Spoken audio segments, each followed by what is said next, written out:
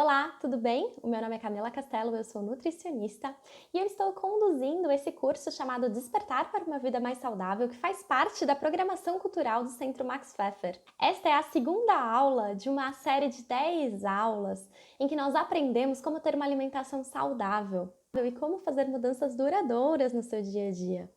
Na aula passada, nós conversamos um pouquinho mais sobre os conceitos de alimentação saudável, os conceitos de saúde, além de passar um pouquinho pelo cenário aí das últimas décadas. E por último, fizemos uma reflexão sobre a nossa roda da saúde. Na aula de hoje, nós vamos conversar sobre como fazer escolhas saudáveis no nosso dia a dia. Mais importantes dicas que eu sempre dou é: não conte apenas calorias, conte também a qualidade nutricional da sua alimentação. E eu digo isso porque muitas vezes eu vejo pessoas que têm uma alimentação muito pobre em nutrientes. Então, por exemplo, de café da manhã ela toma ali um café com leite, com pão francês e manteiga. Na hora do almoço ela passa em um fast food, pega um combo, pega um docinho de sobremesa, um bombom, um chocolate. E aí ela acaba às vezes se sentindo culpada e fala assim: ah não, no resto da tarde eu não vou comer nada, eu vou jantar só um iogurte porque eu já comi um fast food, eu vou economizar calorias. Em contrapartida, tem uma pessoa, por exemplo, que ela acorda de manhã, ela faz um suco natural, coloca ali alguns legumes no suco, faz uma tapioca, coloca ali grãos, enriquece esse alimento com chia, linhaça, gergelim, coloca um queijinho branco para rechear ela. No lanchinho da manhã, ela pega uma banana com aveia, por exemplo. Na hora do almoço, ela faz um prato bem saudável, com metade do prato de salada, arroz, feijão, um filé de frango. E aí, depois do almoço, ela ficou com vontade, ela pega um quadradinho de chocolate, por exemplo. No período da tarde, ela pega um café, aproveita para comer algumas torradinhas. No jantar, ela faz um omelete recheado com legumes. E antes de dormir, ela pega um iogurte. E aí, quando nós vamos olhar as calorias da alimentação dessa pessoa, né? Olhar as quantidades que ela consome todos ao longo do dia, nós percebemos que a pessoa número 1 almoçou fast food, teve uma alimentação com pouca qualidade nutricional. E a pessoa número 2, que estava ali com uma alimentação rica em nutrientes, consumiram as mesmas calorias. Isso é muito comum acontecer. E é lógico que essa pessoa que come de uma forma muito mais variada, com legumes, com salada, com frutas ao longo do dia, essa pessoa vai ter uma saúde muito melhor a longo prazo. Agora que já entendemos um pouquinho sobre essa importância da qualidade, eu queria explicar para vocês um pouquinho sobre o que é cada um desses nutrientes que nós temos na nossa alimentação. O primeiro deles, ele é um pouco polêmico e sofre aí um certo terrorismo, né? Que são os carboidratos. Eles têm a principal função de nos dar energia.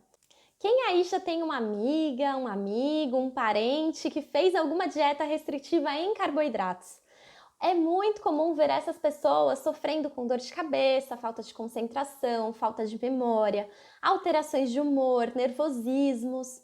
E isso acontece pela essa falta de energia causada pelos carboidratos, principalmente falta de energia no nosso cérebro. Entretanto, assim como outros nutrientes, nós não podemos consumir carboidratos demais, porque tudo que consumimos em excesso vai virar reserva de energia e o nosso corpo guarda essa energia em forma de gorduras. E também podemos ter um aumento nos nossos níveis de triglicerídeos no sangue. Os alimentos que são fontes de carboidrato são as frutas, então a banana, a laranja, a uva.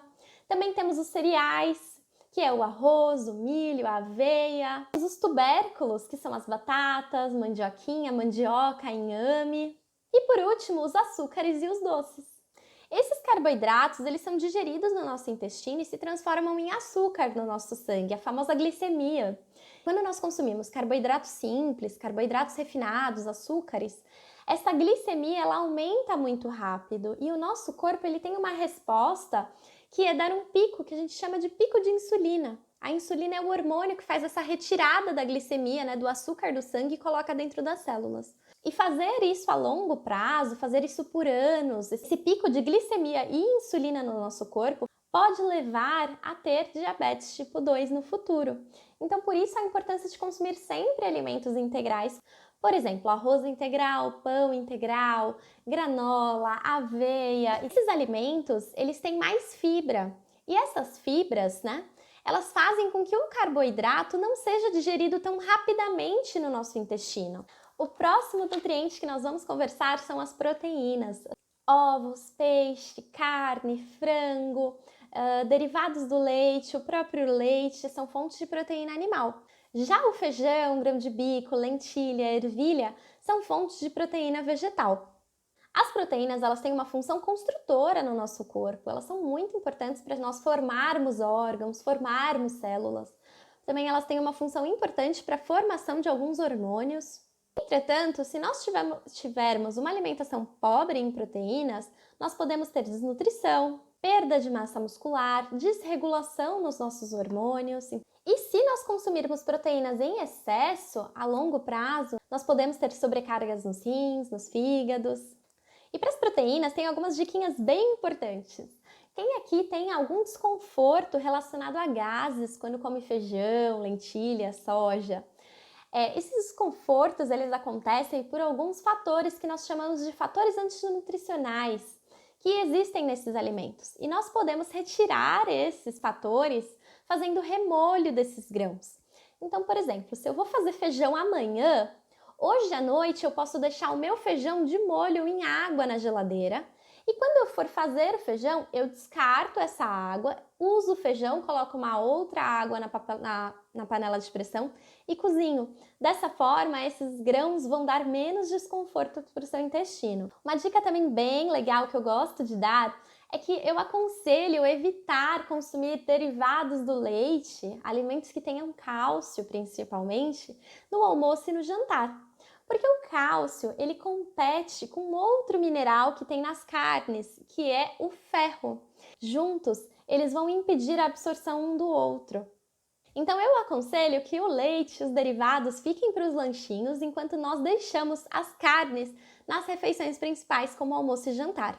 Agora, se você quer melhorar a absorção de ferro, pode ser muito interessante colocar aí uma fruta ácida depois do seu almoço ou do jantar. Então, por exemplo, você pode temperar a sua salada com suco de limão, fazer um suco de limão com água, ou comer uma fruta como abacaxi, laranja, mexerica depois do almoço. Os alimentos que são ricos em gordura são os peixes gordurosos, como por exemplo o salmão, além dos óleos, da manteiga, as castanhas e de algumas frutas como o coco, o abacate e também alimentos como o chocolate. Elas têm uma função de dar energia para o nosso corpo também, porém elas também agem ajudando na nossa regulação térmica, formando hormônios também, além de ser fundamental na estrutura de algumas células e de ajudar a absorver algumas vitaminas lipossolúveis, né, que são solúveis em gordura. Se nós não consumirmos gordura, nós podemos ter alguns problemas hormonais, como por exemplo a amenorreia, que é quando as mulheres param de menstruar. Né? Se nós consumirmos demais gordura, o problema é que nós vamos acumular energia em forma de gordura no nosso corpo. Outros nutrientes fundamentais na nossa alimentação são as vitaminas e os minerais. Eles estão presentes principalmente nas frutas, nas verduras, nos legumes. Eles são antioxidantes, são anti-inflamatórios e eles têm uma função diversa de regulação no nosso corpo, em vários aspectos, cada vitamina, cada mineral em uma área. E para nós termos uma oferta bacana de vitaminas e minerais na nossa alimentação, basta nós nos guiarmos pelas cores. Então, quando nós temos uma alimentação colorida, um prato com bastante cor, simboliza para nós que nós temos uma oferta de nutrientes bastante complexa ali, porque cada cor ela tem um pigmento predominante que é característico de algumas vitaminas ou de alguns minerais. Além disso, quando for possível, considere comer esses alimentos crus, porque quando nós cozinhamos esses alimentos, uma parte dessas vitaminas são perdidas.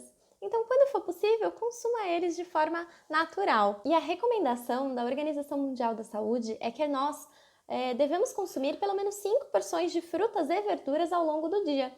Então, por exemplo, para completar os meus 5 ao dia, eu posso comer uma banana na hora do café da manhã, uma maçã no meu lanche da tarde, meu prato de almoço ser bem completo de saladas, legumes, né? Então, por exemplo, eu posso colocar alface, tomate, cenoura, e aí eu completo os meus 5.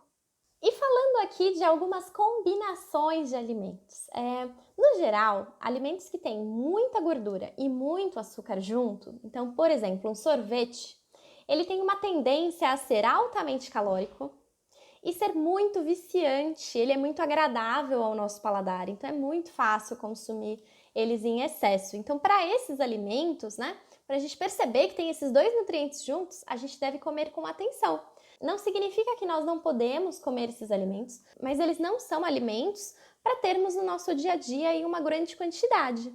Outra dica é que quando nós combinamos o carboidrato com algum outro nutriente, por exemplo, uma castanha, um iogurte, nós conseguimos fazer com que esse alimento nos traga mais saciedade. Então, por exemplo, quando eu como uma maçã, essa maçã ela vai ser digerida muito rápido, eu vou ter fome logo. Agora, se eu picar essa maçã, colocar com iogurte e um pouquinho de castanha, por exemplo, picada também, essa refeição ela vai segurar a minha fome por mais horas. Então, assim, aprendendo a nos conhecer e conhecer os alimentos que nós consumimos, nós conseguimos brincar um pouquinho mais. Então, um dia que eu preciso sair de casa e eu só vou comer na hora do almoço, eu não consigo parar para comer, eu posso fazer um café da manhã um pouco mais reforçado, um pouco mais complexo na oferta de nutrientes.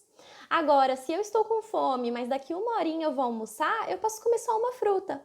E assim nós vamos aprendendo a balancear a alimentação ao longo do dia. Também é importante destacar aqui o papel da nutrição individualizada. Então aqui nós conversamos um pouquinho de nutrientes, mas cada indivíduo tem uma recomendação de calorias e de nutrientes específico para si.